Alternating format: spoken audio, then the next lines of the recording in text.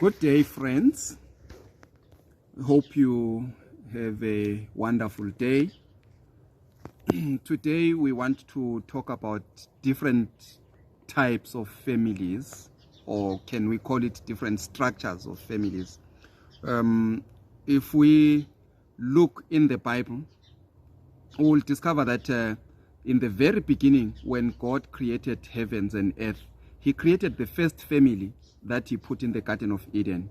And then the Bible shows in Genesis that God created us in his own image. I've realized that many people enjoy the fact that they are created in the image of God. And they enjoy it, and you'll hear people when they talk every time, hey, don't forget I'm in the image of God, because they just enjoy that they are in the image of God, and they think that being in the image of God, it simply means that they've got ears, they've got eyes, they've got hands and feet like God. But it goes deeper than that. When we say God created us in his own image, it also means that we are in his image, in his character, the way we do things. But for this video particularly, we want to say that God created us in his image, in the fact that he also has a family. He also has a family. Hence, the Bible talks about going to heaven, and then we become a family again because God has a family. So he takes much interest in families. Hence, in the beginning, during the times of the Israelites, he did only not give order as to how to run the church. He also gave orders as to how families should live and treat one another. So that shows how important the family is in the eyes of God. Therefore, today we want to look into the different types of families. I want to begin by saying families come in different sizes, in different shapes, and different beliefs and all those things. They've been made like that to meet some certain needs or humanity needs. So therefore, as a result, we will have different families which are unique from each other, so that they can meet different needs. God actually ordained 3 institutions, namely the government, the family, and the church, so that it can meet the needs of humanity. The family was ordained by God so that it can nurture the young ones. A family is a place where children are born or adopted, and they are brought up and released to become responsible adults and form their own families. So the family is there to nurture these young ones. A family is there so that we can love one another, we can teach one another. A family, it's like a school whereby you learn moral values, you learn your culture and things like those. You say you can go to school and learn other things, but a family, it's the only place where you can practice and never be judged. You can learn, try experiences. When you go out to the public, you have already tried and experienced them at home. So a family, God ordained so that people can be nurtured there.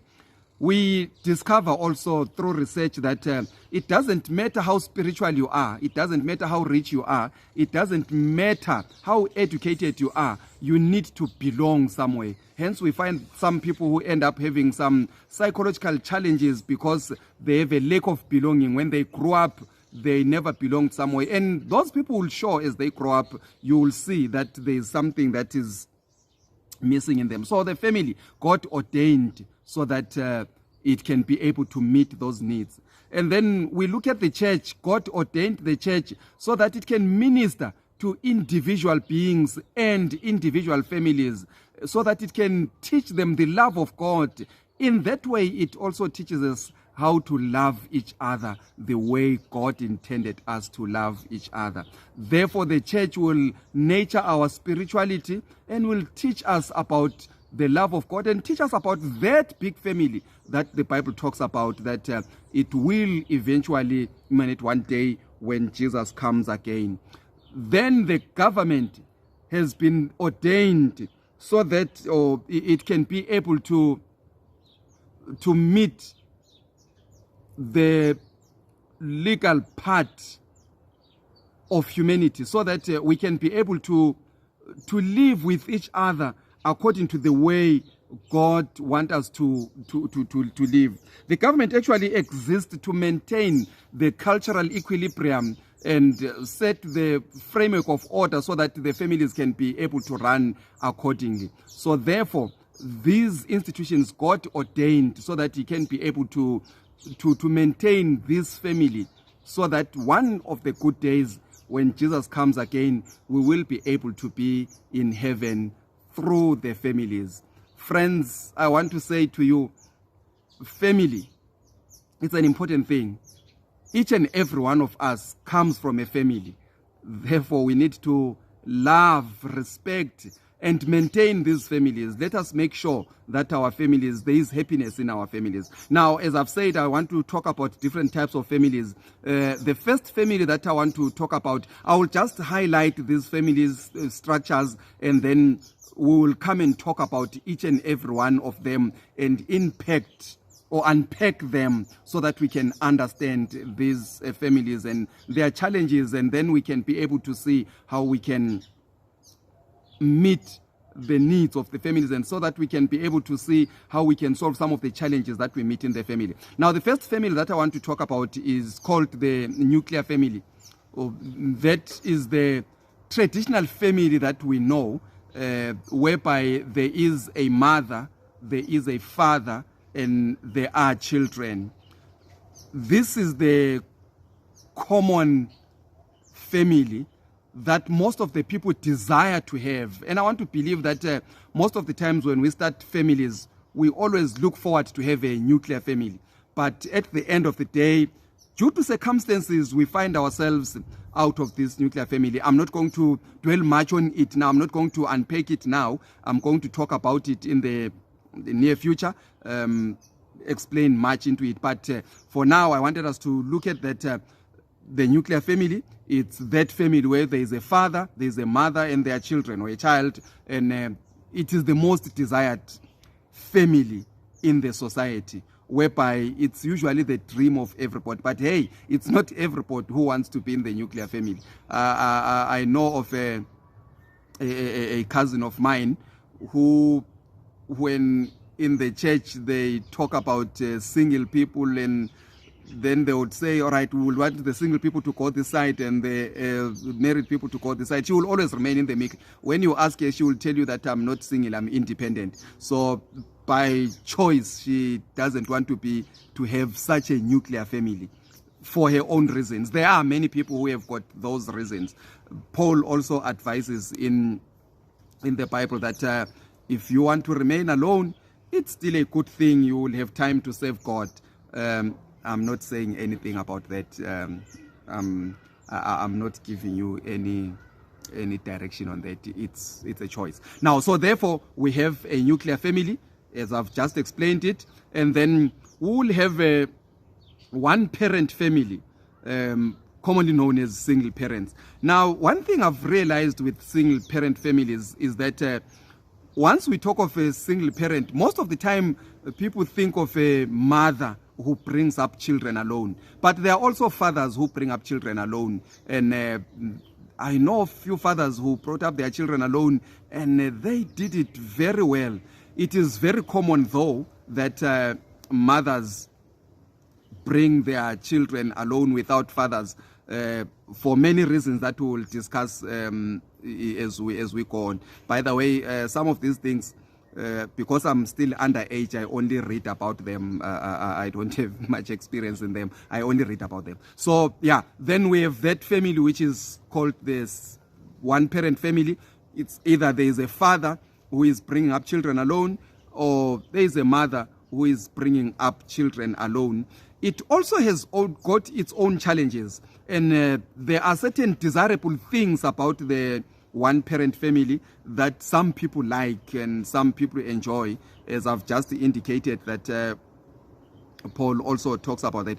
although he talks about people remaining unmarried, not being single parents. The other thing that I've noticed with single parents is that people don't understand it when we talk of single parents. I remember one time I was conducting a family life seminar in one church, and then we requested that the single parents will sit this side, and then there were these two widows who remained somewhere in the middle.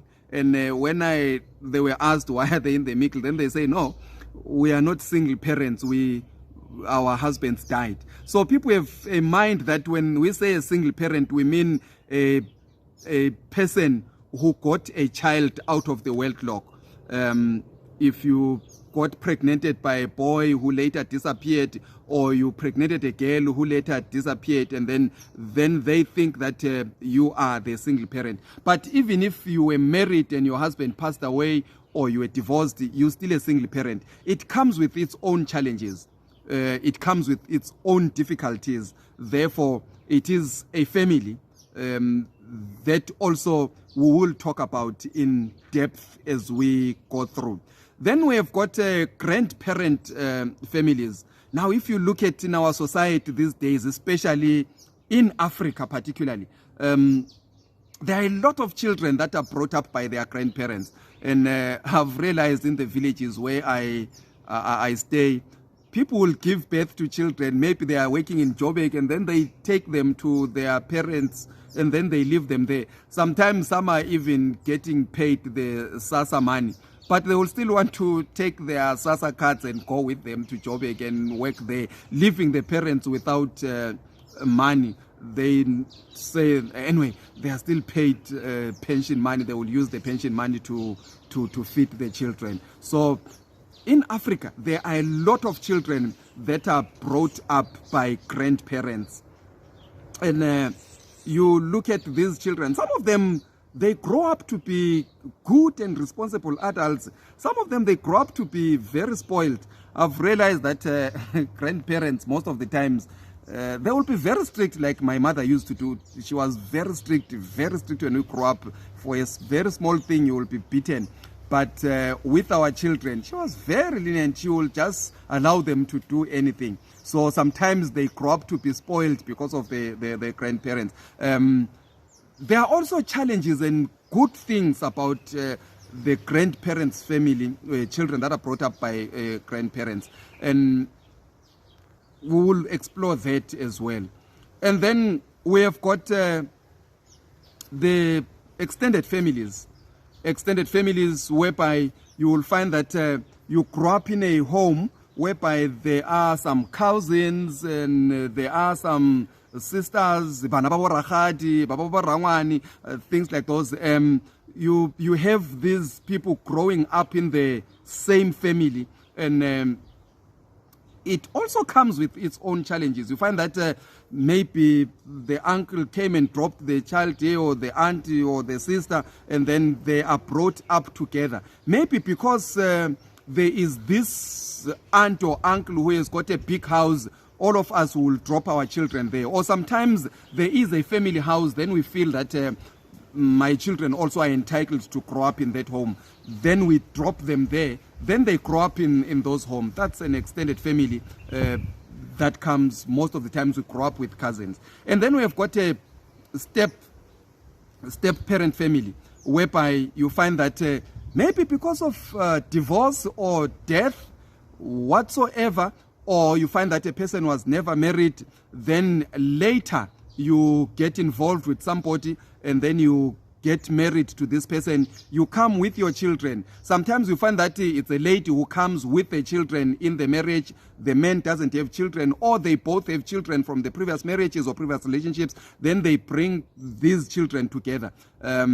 It also comes with its challenges. The one interesting thing, difficult thing that I've realized is that most of the times you find that the parent is very good, the children are very difficult, or the children are very good, the parents are very difficult, or one of the parents is very difficult. And then people find it difficult to cope with such situations. And it's one of the things that we always struggle to attend to. It's one of the things that is very difficult to bring up, or to grow up in a step parented family. But working together, we may find solutions to deal with that. I know that there are some people who are living in such a situation and looking forward to deal with these issues. We will work together and find out solutions in these challenges. And then we have got a blended family. Actually, the blended family, usually it will also involve the step parents and the step children. So therefore, it is blended in the sense that it will come with some other children. They might be adopted from somewhere, and then they come here, and then they are living with the other children that are coming from this other side. Then they get blended, and sometimes it blends and work very well. Sometimes it becomes difficult to work with. So looking at these families, as I've just indicated, they come with their challenges. And those challenges are actually the things that make the families unpleasant. And at the end of the day, they end up deviating from the plan of God. Friends, it is our wish and our plan in each and every time we have contact with families that at the end of the day, we have to fulfill what God had intended to when he created the family. It is always our wish and our plan that we can go back to Eden and live according to the plan that God has had when he created the family. So we will unpack these families one by one, and then learn things out of these family setups. And you may find that in the process you will end up making a decision that I think I will enjoy the blended family, or I will think I will enjoy the single parented family, or I will enjoy the nuclear family. You may find that there is something that will work well for you. So let us follow and see how we can find solutions, how we can find a direction out of these presentations about families. It is my wish and my prayer that God can help you to grant you your heart desires. Each and every person is unique, and we face situations and challenges in a different way. Therefore, when we talk about these families, you will see what works better for you. But my prayer is that when you make your choices and your decisions, let them be inspired by God. Live according to what God expects from you. I love you all. Let's meet next time when we begin to unpack on these families. Have a wonderful day and a fruitful one. Thank you.